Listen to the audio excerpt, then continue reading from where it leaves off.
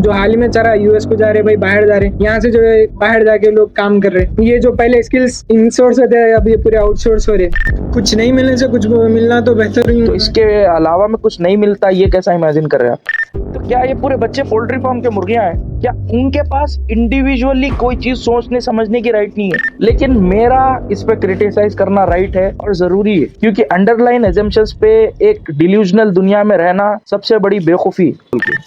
तो मेरा आपसे एक सवाल, मैं मानना चाह रहा हूँ कि आपके सवाल का जवाब नहीं दे रहा हूँ मैं अभी। तो ये सिस्टम के रहते हुए हम अपने इंडिविजुअल सेल्फ को कैसा बचा? जो मेरे एक्सपीरियंस है, अगर उस हिसाब से अगर एक पैटर्न में अगर मैं बात करूँ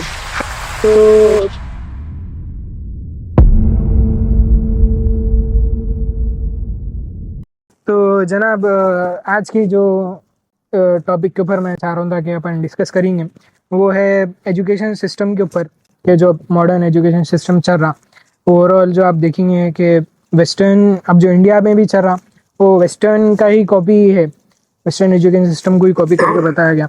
तो अब हम थोड़ा इसकी प्री हिस्ट्री पे देखते जब, तो हमको ये दिखता कि सो ये इंडस्ट्रियलाइजेशन के वहाँ से शुरू हुआ, सो है इंडस्ट्रियलाइजेशन के तहत कि अब जब इंडस्ट्रियलाइजेशन हो रहा था तो वहाँ पे जो है स्किल्ड लेबर की ज़रूरत थी। तो और उस वक्त जो है सो ये मासेस के लिए आम किया गया, ठीक है, हम जैसा देखते हैं हिस्ट्री में। तो वहाँ से जो है फिर ये सिस्टम एक क्रिएट किया गया, उसका बाकायदा पैटर्न बना गया 12th स्टैंडर्ड तक का, 12 क्लासेस के ऊपर। तो अब ये देखेंगे कि हम उसके स्ट्रक्चर में बेसिकली बेसिक जो सब्जेक्ट्स है उसको कवर किया जाता, मैथ्स है, बायोलॉजी है, केमिस्ट्री है। तो अब लेकिन मेरा नज़रिया ये है इस बारे में कि ओवरऑल ये बहुत अच्छा है और उस वक्त भी बेहतर ही था क्योंकि बेसिक नॉलेज की ज़रूरत थी इंडस्ट्रियलाइजेशन के तहत। लेकिन हम जब अब ये मॉडर्न एरा में अब देखते तो इसमें ये हो रहा कि जो इंडिविजुअल क्रिएटिविटी है कहीं ना कहीं वो बहुत ज़्यादा लैग कर रही ओवरऑल पर्सपेक्टिव में, क्योंकि अब देखेंगे कि डे टू डे लाइफ में कहीं ना कहीं वो एजुकेशन हेल्प कर रहा हमारे, बेसिक नॉलेज हेल्प कर रही, लेकिन अब जो स्किल्ड एज अ परफॉर्मेंस में करना है, मैं बेसिकली अभी स्कूल की हद तक की बात कर रहा हूँ, स्कूल की। तो अब उसमें जब हम देखेंगे कि वहाँ बहुत सारी जो है जनरलाइजेशन हो जाता है स्टूडेंट्स का कि भाई जो फ्रीडम मिलने का रहता कि भाई वो लोग एक्सप्लोर करना, हालांकि एक्टिविटीज़ कराते लेकिन जो है उसमें फोकस यही रहता कि भाई SUPW से हमारे पढ़ाते करते, आर्ट्स का कराते, लेकिन उसमें जो सो स्पेसिफिकली स्कोर्स के लिए रखा जाता हो, कंप्यूटर्स भी पढ़ाते तो पूरा सब मेनली जो सो स्कोरिंग सिस्टम के ऊपर बताया था। लेकिन अब हम जब देखेंगे कि उसकी वजह से क्या हो रहा, ये जो साइड है हमारा इंडिविजुअल क्रिएटिविटी को, वो वहाँ बहुत ज़्यादा मार खा जा रहे। तो इसके ऊपर आपका क्या नज़रिया है? आप बहुत डिटेल में एक पॉइंट को रखे जो कि बहुत एक इंटेलेक्चुअल पॉइंट है जी। मेरे आपके जो पॉइंट ऑफ व्यू से उसके जो चंद अच्छी बातें हैं कि आप जो सो बात को ओरिजिन्स पे लेके जाके अंडरस्टैंड करना चाह रहे हैं। मैं भी जो है सो बात को ओरिजिन्स पे लेके जाके अंडरस्टैंड करने का ख़ाइल हूँ, लेकिन आप जिस तरीके से इस बात को समझ रहे उससे मेरा थोड़ा इख्तिलाफ है। जैसा आप एक पॉइंट उठाए, बहुत अच्छा पॉइंट था, मेरे हिसाब से लोग भी सुने होंगे कि आप ये बात बोले कि ये एजुकेशन सिस्टम की उस टाइम पे हमारे ज़रूरत थी बोल के। क्या आप इसको एक्सप्लेन कर सकते क्या ज़रूरत थी? अब जिस तरीके से रेवोल्यूशनाइजेशन हो रहा था वहाँ पे, तो अब ये था कि रेवोल्यूशनाइजेशन का मतलब जिस तरीके से डेवलपमेंट हो रहा था, ग्रोथ हो रही थी, तो उसमें एक बाकायदा सोसाइटी में बहुत बड़ा इम्पैक्ट चेंजेस आ रहे थे अच्छे खासे। ये मेरे अब आप ये जो आप बोल रहे ये नोशन जो आप बोल रहे कि तरक्की हो रही थी बोल के, ये नोशन आपको कैसा मालूम हुआ? तरक्की किस सेंस में बोल रहे हैं आप? अगर आप साइंटिफिक पैराडाइम में तरक्की बोल रहे तो मेनली रिनाइजेंस के टाइम पे हुई वो प्री इंडस्ट्रियल टाइम का ज़माना है वो। लेकिन जो मास एजुकेशन जो आप जिसके स्कूलिंग की बात कर रहे वो तो आप पोस्ट इंडस्ट्रियल है बोल रहे ना। पोस्ट इंडस्ट्रियल और प्री इंडस्ट्रियल को आप मिला रहे कैसा? मेरे हिसाब से सब पेचीदगियों में अगर आप नहीं जा रहे, मसला ये है कि ये एजुकेशन सिस्टम का जो मकसद है वो आप इसको अगर डीपली समझना चाह रहे तो ये इंस्ट्रूमलाइजेशन है। ये जो है सो ह्यूमन रिसोर्स को डेवलप करना, एक इंसान की तरक्की करना, ये उसका पर्पस नहीं है। ये जो है सो इंसानों को एक किंगडम का बेस्ट इंस्ट्रूमेंट कैसा बनाना, उस पे फोकस करता है। अब जैसा स्टेट जो उस जमाने की थी वो कॉलोनियल स्टेट थी, आज नेशनल नेशन स्टेट्स बन चुके सुबह। जी पहले नेशन स्टेट से पहले कॉलोनियल स्टेट्स थे। कॉलोनियल स्टेट के अंदर मास एजुकेशन का एक इंतजाम हुआ। क्यों हुआ? क्योंकि उस टाइम पे इंडस्ट्रीज जो खुल रहे थे, उस टाइम की जो कॉलोनीज थे, उसको चलाने के लिए एक स्किलफुल लेबर की जरूरत थी। जी और स्किलफुल लेबर की जरूरत किसको थी? जो कंट्रोल कर रहे थे इंडस्ट्रीज के जो मालिक थे, बड़े एक्चुअली देखा जाए तो उनका सबका रिप्रेजेंटेटिव कौन है? जो हिज गवर्न हाइनेस था। किंग रहता। जी तो हिज हाइनेस किंग को जरूरत थी, लोगों को जरूरत नहीं थी। तो उसके तहत जो है सो एक ऐसा एजुकेशन सिस्टम को डिजाइन किया गया जिसके तहत एक बेस्ट बाबू कल्चर का, जो बाबू कल्चर का एक प्रोडक्ट रहता वो आना, जिसकी हैंड राइटिंग नीट रहना, जो अच्छा इंशर्ट करके कपड़े पहनना, क्योंकि उन्हें एक अच्छा जॉब कर सकना, जॉब को एक डिसिप्लिन तरीके से, डिसिप्लिन यानी बेस्ट। पहले के ज़माने में क्या होता था, गुलामों को मार के सही करते थे। यहाँ पे उनको एक बेस्ट तरीके से एक ऐसा बचपन में ही उनके जहन तैयार कर देना कि उन्हें बेस्ट गुलाम बन जाना। उसके लिए जो है सो एक सिस्टम को तैयार किया गया। मेरा आपसे इख्तिलाफ ये है कि उस टाइम पे इसकी ज़रूरत लोगों को नहीं थी, बादशाह हिज हाइनेस को थी। और लोगों को किस चीज़ की ज़रूरत थी? ह्यूमन डेवलपमेंट की ज़रूरत थी। क्या ह्यूमन डेवलपमेंट जो है सो इंग्लिश से आता? अब उसके बाद नेक्स्ट चीज क्या की गई? एक हायरार्की बनाई गई। जितने भी अच्छे अच्छे उलूम थे जिसमें ह्यूमन डेवलपमेंट होता, जिसके अंदर इंसान जो है सो क्रिटिकल थिंकिंग सीख सकता, जिसके अंदर इंसान के पास वो बेसिक डेटा आता जिसके थ्रू उन्हें बड़े चीज़ों को इमेजिन और सोच सकता, वो सब कुछ जो है सो एक कॉलोनियलाइज कर किया गया, एक लैंग्वेज में उस सबको एक ट्रांसलेट किया गया, ताकि वो लैंग्वेज जो है सो मीडियम बनना उनके अजायम का।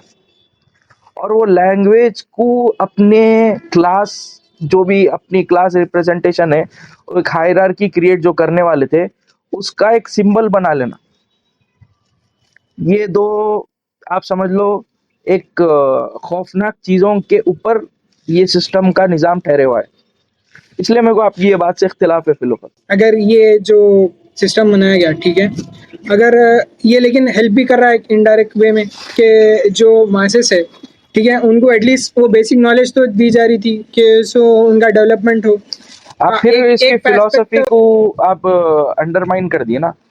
आप बोल रहे कि इंसान को इंस्ट्रूमेंट बना के एक बड़े एलीट के लिए डेवलप करना, उसकी तरक्की का मकसद बना के उस तरीके से चलना सही है, बोल रहे हैं आप, क्योंकि उसमें कुछ फायदा भी है बोल के। कुछ नहीं मिलने से कुछ मिलना तो बेहतर ही तो होगा। इसके अलावा में कुछ नहीं मिलता, ये कैसा इमेजिन कर रहे हैं आप?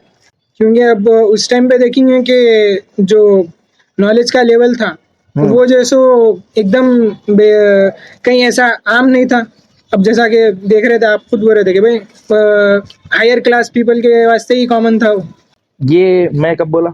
मैं इसमें क्लास सिस्टम क्रिएट की जा रही बोल रहा हूँ, जो एक ड्रेकोनियन तरीका है इंसान को डिवाइड करने का, वो ये सिस्टम के थ्रू किया गया। एक इंग्लिश एलिट क्रिएट की गई। मैं ये नहीं बोल रहा हूँ कि उस टाइम पे हाई क्लास को एजुकेशन एक्सेसिबल था नहीं था, ये टॉपिक में मैं डिस्कस नहीं करना चाह रहा जी हूँ। लेकिन आप एक पॉइंट बोले कि आप जो बोल रहे कि उस टाइम पे एजुकेशन नहीं था, ये सब बोल के, तो मेरा आपसे एक सवाल है, ये जो ताजमहल है, क्या किंग चार्ल्स के अब्बू बनाए थे नहीं, या क्वीन एलिजाबेथ की अम्मा बनाई थी? नहीं बने। तो आर्किटेक्चर की तो फिर पढ़ाई नहीं रहना चाहिए थी, क्योंकि इंग्लिश नहीं थी। कहाँ से पढ़े लोग? जी ये जो गोलकुंडा किले में साउंड का सिस्टम है, ये आइंस्टाइन आके सिखा के गया था, फिजिक्स। नहीं। क्योंकि यहाँ पढ़ाई तो थी नहीं मेरे आपके हिसाब से, क्योंकि इंग्लिश नहीं थी जब। अब तो आप एक थॉट को कॉलोनियल पैराडाइम के थ्रू सोच रहे हैं। मतलब एक, जब लॉर्ड मैकेले ये चीज को लेके आया था, जी तो ये हिस्टोरिकली पेन डाउन नोट है कि हम ये सिस्टम इसलिए ला रहे हैं क्योंकि हम अपने जैसे काले अंग्रेजों को पैदा करना चाह रहे बोल के। There was discussion among them इस चीज को ले लेके, क्योंकि अब उन लोग हमारी वकालत करेंगे। क्योंकि अब उनका सोचना, समझना और उनका जो तौर तरीका है वो हमारे जैसा हो जाएगा, जो कि इसका फॉल्ट आपके ऊपर नहीं है। जी आप एक एजुकेशन सिस्टम के थ्रू जो सोच रहे जी वो जेन्युइन थॉट है, लेकिन मेरा इस पे क्रिटिसाइज करना राइट है और जरूरी है, क्योंकि अंडरलाइन एजम्पशंस पे एक डिल्यूजनल दुनिया में रहना सबसे बड़ी बेवकूफी है। जो थॉट, फर्स्ट थॉट को अप्लाई करके ईमान बना लेना, उसके बाद बोलना ये मेरा फर्स्ट थॉट जो है सो सबसे बेस्ट थॉट है, सबसे बड़ी बेवकूफी है। जी अगर हम जैसा क्रिटिसिज्म कर रहे हैं एक दूसरे का, जी अगर ये सोसाइटी में ट्रांसफर हुआ तो कितने की जो अंडरलाइंग थॉट्स है जिसके ऊपर लोग अपने बच्चों को पुश्तों पुश्तों चला रहे, ये खत्म हो जाता था, लेकिन ये नहीं हुआ। जी तो आप जो बात बोल रहे हैं तो मैं आपको फिर काउंटर सवाल कर रहा हूँ, तो बहरहाल उसका आप जवाब नहीं दिए, फिर से उसको वापस लेके आना चाह रहा हूँ मैं। तो साहब मेरे को आप चार मीनार कौन कैसा बना है मेरे को एक्सप्लेन करो। जी लाजिम बात है, मेरा इसके ऊपर जवाब नहीं है, क्योंकि अब जिस तरीके से इंग्लिश नहीं आती प्रेजेंट, थी ना साहब, कुली कुतुब शाह। जी अब यही हम लोग अब यही देख रहे हैं कि भाई ये बहुत ज्यादा जनरलाइजेशन हो चुका कि भाई इतना ज्यादा हमारे माइंड्स करप्ट हो चुके हैं कि भाई इसकी बुनियादी उस तरीके से बनाई गई थी कि भाई कि हम उस तरीके से सोच नहीं सकना, उस तरीके से हम आगे नहीं बढ़ सकना। लगता है ये सोसाइटी में अब तब्दील हुआ से कि भाई ये है हमारे पास कि हम इसके बियॉन्ड नहीं सोच सक रहे कि भाई ये हमको ये दिख रहा है कि हमारी बेसिक नीड है और ये करना जरूरी है। अब हम देखेंगे कि हर एक घर में ये बहुत बेसिक चीज है कि भाई बच्चा तो 3-4 साल का होता है, उसको क्या बोलते हैं प्री नर्सरी नर्सरी में डालते, यूकेजी एलकेजी में डालते, ताकि वहां से उसका डेवलपमेंट होना बोल के बोलते हैं। तो अभी इसी के तौर मैं आपका जवाब तो बिल्कुल नहीं दे सकता हूँ, क्योंकि हम देखेंगे कि भाई इतना सारा था उस टाइम पे, स्किल्स उतने ज़्यादा थे कि भाई हम हमारे पास वर्ल्ड लेवल के स्किल्स थे कि भाई हम जो है सो दूसरों को देते थे नॉलेज। लेकिन अब जो है सो कहीं ना कहीं जो हो एक गया। काउंटर सवाल है मेरा आपसे, जी तो फिर हम मफ्तू क्यों हैं? बराबर, मैं उसी के, मेरा भी थॉट वही आ रहा था कि भाई कि इस तरीके से ऐसा हो कि भाई अब हम खुद जाके दूसरों को जो है सो दे रहे, जो हाल ही में चला यूएस को जा रहे भाई, बाहर जा रहे, यहाँ से जो है बाहर जाके लोग काम कर रहे हैं। ये जो पहले स्किल्स इनसोर्स होते हैं अब ये पूरे आउटसोर्स हो रहे।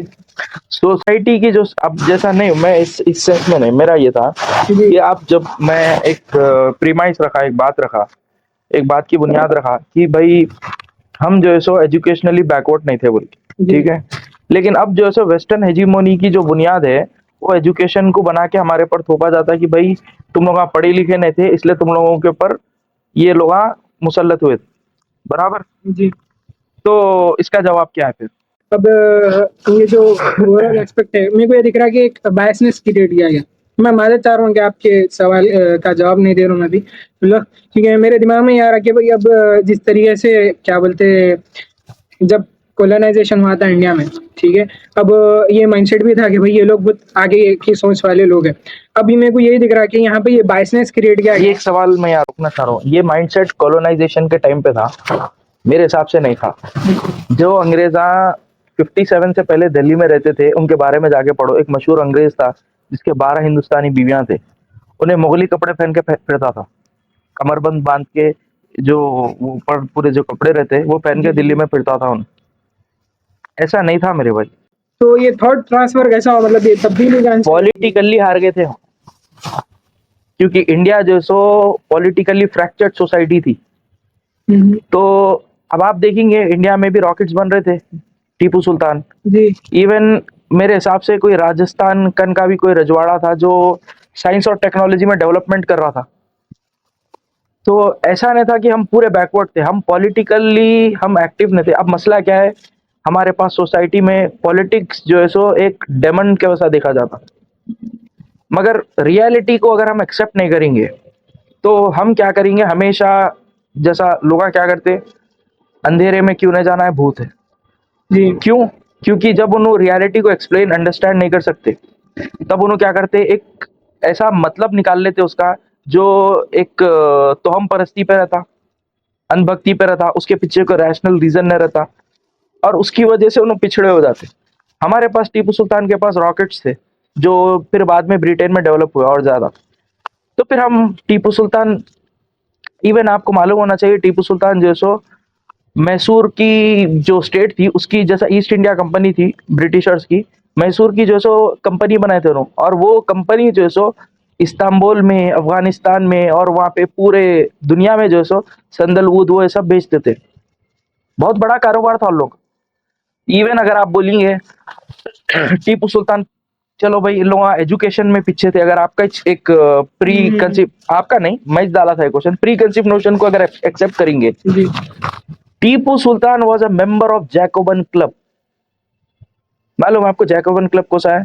स्कॉटलैंड की आजादी में क्या हिस्सा है? एक फ्रेंच क्लब है जी जो लिबरल आइडियाज के लिए मशहूर था। इवन आप वो छोड़ो, जो फ्री मेसन सोसाइटी थी उसके अंदर हैदराबाद के कितने बड़े नवाबा इंक्लूड थे, आप जाके देखो। खुद नवाब बहादुर यार जंग की फोटो है फ्री मेसन टेम्पल के अंदर। तो ओके आपको अगर ये दिख रहा कि मसला क्यों है, बोलते हो ये चीज को जवाब कौन दिए मालूम?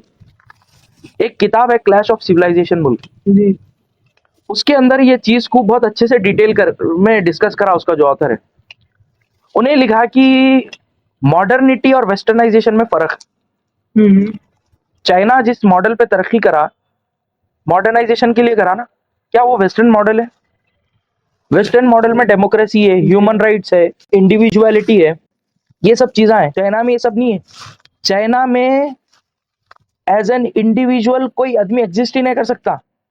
चाइना में जी रिलीजन, चाइना में कास्ट, चाइना में आप कोई भी ऐसी चीज जो इंडिविजुअल की तरफ एक आइडेंटिटी बन सकती, वो सबको मिटा दे के एक नई सोसाइटी क्रिएट की गई, कलेक्टिव। इंडिविजुअली आप एग्जिस्ट नहीं कर सकते। आप उस सोसाइटी पे चाइना जो है सो ह्यूमंगस तरीके से तरक्की कर रहा। क्यों? क्या चाइनीज जो है सो सूट पहनने की वजह से तरक्की करे? अंडरस्टैंड करना पड़ता है आपको। वेस्टर्नाइजेशन में, मॉडर्नाइजेशन में क्या फर्क? हम पॉलिटिकली हार चुके थे। उसके बाद जो है सो आपको एजुकेट एक तरीके से किया गया कि आपके जितने भी अच्छे चीजें थे, यानी फॉर एग्जांपल अगर आपको बाबर पढ़ना है तो बाबर का आपका रिश्ता अंग्रेजी के बगैर बिल्ड नहीं कर सकते आप। तो इसका मतलब क्या हो गया? यहाँ पे अंग्रेजी की यूटिलिटी पैदा हो गई। जिस चीज की यूटिलिटी रहती उसकी इंसान अपने लाइफ में वैल्यू और उसके बुनियाद पे एक हायरार्की खुद ब खुद बना लेता। जैसा फ्रेडरिक नीट्शे गॉड के बारे में क्या बोला था, गॉड इज डेड बोल के इतनी बड़ी बात करा था, क्यों? उसको एक्सप्लेन करते हो तो ये बोला कि गॉड की यूटिलिटी सोसाइटी से खत्म हो गई। जी उसकी वजह से गॉड जो वेस्टर्न सोसाइटी है उसमें मर चुका बोल। यूटिलिटी इतनी बड़ी चीज है, मैं समझाने बोल रहा हूँ आप। तो आप इंग्लिश की यूटिलिटी को देखो, उसकी वजह से एक पूरा सिस्टम क्रिएट किया गया हायरार्की का। आप देखो ये जो एजुकेशन सिस्टम है इसका प्रोडक्ट क्या है? एक इंसान में जानवर में क्या फर्क रहना चाहिए? इंसान में जानवर में ये फर्क रहना चाहिए, इंसान जब खाना खाता उन्हें मीनिंगफुलनेस की वजह से खाना चाहिए। मतलब इंसान को खाना खाओ बोलने डराने से या लालच देने से नहीं खाना। लालच देके शिकार किया जाता लोगों का, जानवरों का शिकार लालच देके, हिरन मान के शेर पकड़ा जाता। जी और भैंसों को, गधों को मार मार के कुछ चीजें सिखाई जाती। लेकिन इंसान को ये दो चीजें नहीं करके क्या चीज इंसान को समझाया जाता। फिर आप एक सवाल कर सकते हैं, भाई डिसिप्लिन कहां से आएगा? जी डिसिप्लिन मीनिंगफुलनेस से आता। अगर आप वो बच्चे के जहन में जो चीज आप करो बोल रहे उसको समझा नहीं सक रहे, तो मतलब उन्हें क्यों करना चाहिए फिर? जी आप एक पोल्ट्री फार्म में मुर्गियां जब जाते हैं, आप उसको कभी गौर से देखो किस तरीके से फंस फंस के जाते, फिर उनकी पूरी लाइफ कैसा गुजरती। और अगर आप इसकी एनोलॉजी निकालेंगे, स्कूल लाइफ सेम ऐसी है। मुशाबहत दिखती है हमारी उसके बारे में। तो क्या ये पूरे बच्चे पोल्ट्री फार्म के मुर्गियां हैं? क्या उनके पास इंडिविजुअली कोई चीज सोचने समझने की राइट नहीं है? या आप पहले से मान लिए कि लोग बेवकूफ है? जी आप बहुत समझदार थे इसलिए आप अंग्रेजों के गुलाम हैं। आप देखो दुनिया में कितने कंट्रीज है, आपको पूरी दुनिया में सिर्फ 2-3 मॉडल्स पे कंट्रीज दिखेंगे, वरना पूरे सेम कंट्रीज है। जी सिमिलर पैटर्न पे काम कर रहे हैं। गवर्नमेंट का निजाम सेम है, ये लड़ाई छोटे मोटे बातों पे, जी बाकी का फिर लड़ाई क्या क्या चीज पे? यहाँ पे भी तो वही सिस्टम है, वहां पे भी तो वही सिस्टम है। आप देखो कनाडा में और यूएसए में क्या फर्क है? अगर एक आदमी को मैं 200 साल पहले यहाँ पे लेके आऊं, ट्रांसफर कराऊं, उसको बोलूं ये दोनों में क्या फर्क है समझाओ, बोल, उन्हें नहीं समझा सकता। उन्हें बोलता वहां पे भी प्राइम मिनिस्टर, यहाँ पे भी प्राइम मिनिस्टर, वहां पे भी प्रेसिडेंट, यहाँ पे भी प्रेसिडेंट, वहां पे भी एक डेमोक्रेटिक निजाम, यहाँ पे भी डेमोक्रेटिक निजाम। ये तो फिर पूरी दुनिया एक सबकॉन्शियसली एक अलग तरीके से एक पैटर्न पे यूनाइट हो गई, और ये चीज एनफोर्स की जा रही। हम्म, इसको आप समझो, ये क्लैश ऑफ सिविलाइजेशन में इसको डिस्कस किया गया कि जो वेस्टर्न डायनेमिक्स है सोसाइटी के, जो western understanding of human rights है, western understanding of governing the countries है, जिसमें डेमोक्रेसी है, लिबर्टी है, ये सब चीजें हैं, ये चीजा वेस्ट की तरक्की की बुनियाद है, जरूरी नहीं, कई और फैक्टर्स भी है, क्योंकि ये फैक्टर्स को कई कंट्रीज अडॉप्ट करे बाद भी तरक्की नहीं करे। तरक्की करने का जो सिस्टम है वो टोटली अलग है। तो बहरहाल अपन वापस आएंगे आप स्कूल सिस्टम के ऊपर। अब मैं आपसे एक सवाल कर रहा हूँ कि ये जो अब अपन इसकी ओरिजिन्स और हिस्ट्री पे बात करें स्कूल सिस्टम्स की, बराबर। जी अब ये सिस्टम इतना कंटिन्यूटी में आ चुका सब है कि इसको एस्केप करना बहुत मुश्किल है, जी ठीक है। तो ये सिस्टम के रहते हुए हम अपने इंडिविजुअल सेल्फ को कैसा बचाना? जी क्योंकि हम पोल्ट्री फार्म में जाके पोल्ट्री फार्म की मुर्गी नहीं बनना, कैसा नहीं बनना, ये बहुत कठिन सवाल है। जी क्योंकि ये जो बच्चे स्कूल्स को जा रहे, आप उनसे पूछेंगे बेटे आप खुशी से जा रहे क्या बोल के, कोई भी बोलता नहीं जा रहा हूँ। आप क्या सीख रहे? अगर आप उसको टेस्ट करेंगे उन्हें, क्योंकि आप एक बात याद रखो, जैसी आप फूल को तोड़ के अपनी जेब में कैद कर लेते ना, उसकी जो खुशबू है गायब हो जाती। जी फूल जो है सो अपनी जगह पे आजाद सलामत रहता। आप एक आर्टिफिशियल तरीका जो नेचुरली बच्चे के लिए बना ही नहीं, उसको उसके ऊपर एनफोर्स कर रहे ना, तो उसकी जो पोटेंशियल डेवलपमेंट है उस पर कभी नहीं पहुंच सकता। जी तो बहरहाल अपने पोटेंशियल को बचाने क्या कर सकते हैं? तो बेसिकली देखिए, अगर मैं जो मेरी प्रीवियस जो मेरे एक्सपीरियंस है, अगर उस हिसाब से अगर एक पैटर्न में अगर मैं बात करूं, तो मैं ये कहूँगा भाई, पहले जो है आप जो भी फील्ड में आपके जो भी इंटरेस्ट है, क्योंकि मेरा भी एक इंटरेस्ट था, ठीक है।